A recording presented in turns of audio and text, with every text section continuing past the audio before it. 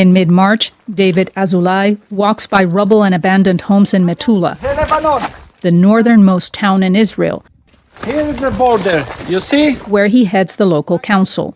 He points out Metula's proximity with Lebanon. Since the Hamas militant group attacked Israel on October 7, about 100,000 Israelis have fled their homes along the northern border. Thousands more are still being evacuated from communities like this one, creating ghost towns.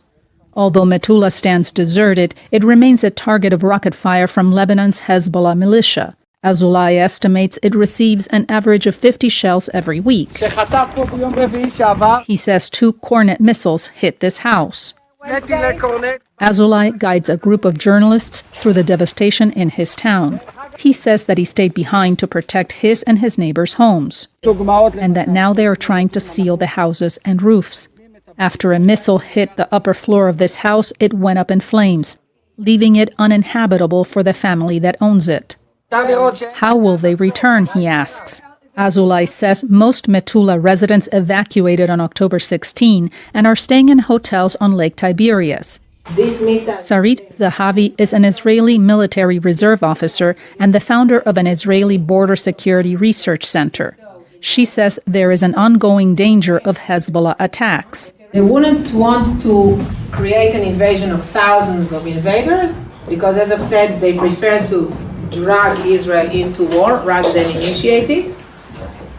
But they are still capable of infiltration of one force here or one force there. A point of concern, a network of Hezbollah tunnels in Lebanon.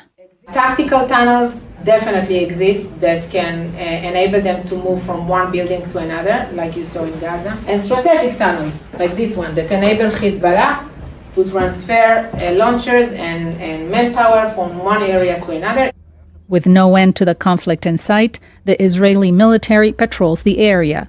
It is uncertain when Israelis will be able to safely return and rebuild their homes in the country's abandoned northern towns.